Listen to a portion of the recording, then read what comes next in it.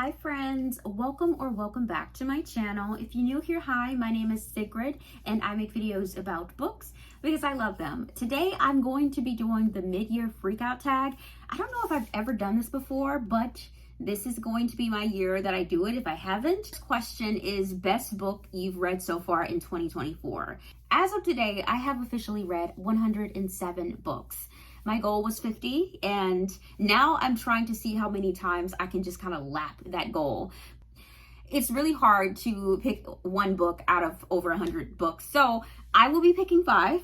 And it's different genres because I read more than just one genre. So the first book was Children of Blood and Bone. Like, that book is just absolutely fantastic. I did a reading vlog where I reread this book and I read the rest of the series, and it's just epic. Like, it's one of the most perfect books that I've seen. Really beautifully written. I had the privilege of also meeting the author last month, and I am just in awe. It's fantastic. And the second book is Confessions.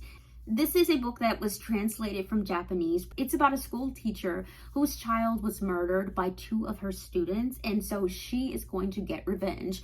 I just really love revenge plots. Like, that's like my favorite plot of all time, I guess. But this book was fantastic. It was beautifully written. I love the way that it went. I love the different POVs that it showed.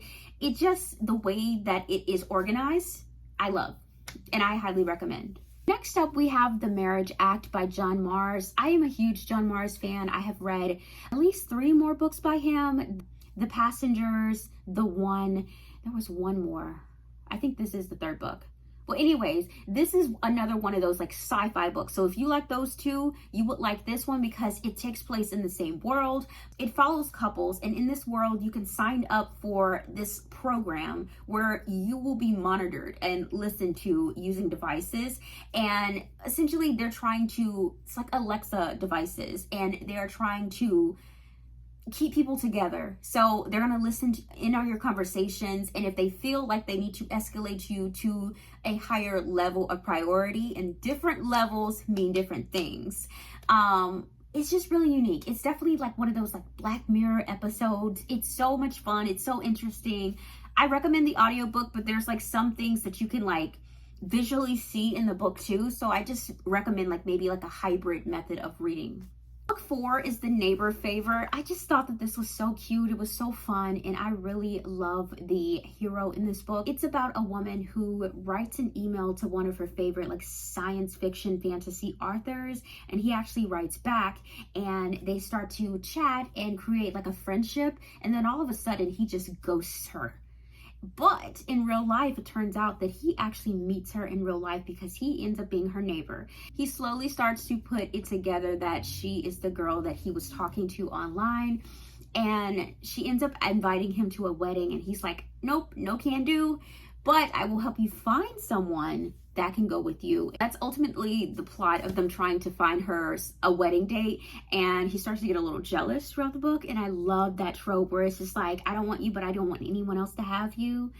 It's cute. It's cute. I ate it up. Finally, we have Where Sleeping Girls Lie. This is a thriller book that has like some type of fantastical elements, but it has a big story. It follows this girl who is going to like this elite boarding school, and her roommate ends up missing as soon as she goes there. Like, she meets her and then she goes missing. So essentially, she's trying to figure out what happened to her roommate. But there's so much other things in this book, and I think it's very beautifully written. But I will say I would check the trigger warnings in this book if I were you. All right, so question 2, best sequel you've read so far in 2024. I have read quite a few sequels that I really enjoyed. For the Crave series by Tracy Wolff, I would say the best books in the series is Crush and Covet. I just had so much fun reading those that I think it's actually better than the first book. And then we have A Dance with the Fae Prince. This is part of the Married to Magic series. I also did a reading vlog for this. I read all of the books in the series, and I believe there's another one that is recently coming out, but I think this one is my favorite. Then we have Butterfly 2, which is part of Ashley Antoinette's series. Now, this is urban romance. It's definitely not for the faint of heart, and it's not for everyone. It's very intense. It can be violent. It has like language in it. It has very graphic sexual scenes. And there's a lot of drama going on in it. It's really hard to describe. So it's an urban fiction, and that's all I can tell you. But Butterfly 2 was probably one of my favorite books in the entire series. And there's like, I think 6 books. Then we have Holding. This is book 2 in the St. Louis Cyrus series. And this is a hockey romance series. And I absolutely love it. I love this one. This was a second chance relationship. And that is actually a trope that I don't even like. So for me to really love the series, that tells you a lot about the book. And finally, we have Mislaid in Parts Half Known. This is, I think, one of the books in the Wayward Children series. I don't know if I did a vlog on my YouTube about it, but I definitely went over all of the books and my thoughts and ratings for each of them on my TikTok. This was really fun. It's a portal fantasy about a group of kids who have found doors to other worlds created just for them, and then they return and they're trying to figure out how to get back to their respective worlds. It's just so much fun. Like, I just had so much fun. There's so much representation in each of the books, and I just feel like each of those books, regardless of how small, it touches on so much that I love it so much. Question 3, a new release you haven't read yet, but you want to. I would say The Family Experiment by John Mars. That one I think just came out in like yesterday or so, and it's going to be in the same world as the other like sci-fi technology books that I like by him. So I definitely want to read it, and I already have the audiobook. Okay, so number 4, most anticipated release for the second half of the year. I have a few. We have The Boyfriend by Frida McFadden. I'm a Frida fan, so I'm excited about this one. There's also a book called The Blonde Dies First. I really like the cover, and I think it's going to be like a horror story, so I'm excited about that. And finally, I Was a Teenage Slasher. I'm pretty excited about that as well, and I actually have all of these pre-ordered, so excited. Question 5. What is your biggest disappointment this year? I actually have 2, and y'all, these really broke my heart. The first one is The Teacher by Frida McFadden. Now, like I said, I'm a huge Frida fan, but this one was just not it. The problems with this book is that I don't feel as though the summary matches up with what happens in the book, because when you read the summary, you're thinking that it's going to be this girl who is going to make a move on one of her professors, like that she was going to be an evil kid who tries to hit on one of her professors and then falsely accuses him of, doing stuff. Like, that's what I was thinking it was going to be. I had no idea going into this that it was going to involve a teacher-student relationship. I just was not prepared for it. It gave me the ick, and then the plot twist at the end was even more of an ick. Like, what? It's just, I feel like a disclaimer should have been put in the book at some point, and it's not like anything else that Frida has written about. Like, I've read a significant amount of her books, and she has not touched on this subject. I didn't like it. It was just really cringy to see this relationship, and it's kind of, I wouldn't say graphic, but you're there, and they're describing everything that's happening. You can see the manipulation that's happening because she's so young. You can see everything that he's doing, and to me, my adult mind is like, no girl, don't believe it. And you can just see her falling prey to it, and I don't want to read that. So I did not have a good time reading it, but I did want to know what happened, so I did finish it. And the second book that was a disappointment to me was Leather and Lark. This is book 2 to Butcher and Blackbird, and I hated it. I really did. I did not like the chemistry between the two of them. I just felt like it wasn't anything there. I was bored. I was bored reading the whole thing. It did not give me remotely any of the similar vibes as Butcher and Blackbird. Like, I don't know what happened, but I didn't like it. I'm thinking that maybe this book was rushed or something, so I'm excited for book 3. Hopefully it's more like book 1 than book 2, but we shall see. Number 6, the biggest surprise. My biggest surprise was the Confessions book, because that is in a genre that I don't normally read. It's like a translated fiction, and honestly, it's labeled more as literary fiction, but quite honestly, it could be a thriller, like a mystery thriller, which is how I think I ended up liking it. But going into it, I was really expecting it to just be like, I read it, but it turned out to be one of my favorite books of the year, so I've shocked myself. Number 7, favorite new author, debut or new to me. I will say Octavia Grant. Octavia Grant, if you guys don't know, she's like an indie author who writes a lot of like thrillers on KU. I have read a good chunk of her backlist starting from January. Like, I've read so many of her books. Anytime that I can't sleep and I'm ready to read something and I want to read something less than 100 pages, I always look for Octavia Grant. Her books never fail you. She can give you a full plot, full like smut scene, everything that you want in a book in less than 100 pages. And it all like wraps up and just be perfect. It's really good. I, to this day, still think about some of the books that I've read, and they just did not cover enough pages for it to still be in my mind like this. So, question number 8, newest fictional crush. I have 3 of them, and this is really odd because normally I don't have book boyfriends, but I would say I really like Nick from The Neighbor Favor. I really loved him. I really like Adam from The Love Hypothesis. I think that's my number 1. And I really like Amik from the Butterfly series by Ashley Antoinette. Yes, he's probably my number 2. Number 9, newest favorite character. Lily freaking Kintner from this book. She is the perfect character. I feel like she was written just for me. I love that woman with all of my heart. She is a bad girl, okay? Don't think that no, she's a bad girl. She gives me Lena Meyers vibes. If you guys have read the Mindfuck series by S.T. Abbey, she gives me that vibes, but she's not going after like predators. She's just going after people who wronged her. So if you wrong her, she's gonna take you out. And that's that. But I love her. So much. And also Zeely from Children of Blood and Bone. I just feel like I love her so much, and like both of these women, yes. Number 10, books that made you cry. I only have one, and that would be Hurt Mountain. I actually read this as part of a group buddy read, and I really teared up because it was triggering for me. I wasn't really expecting the trigger that it touched on, but I could see it coming.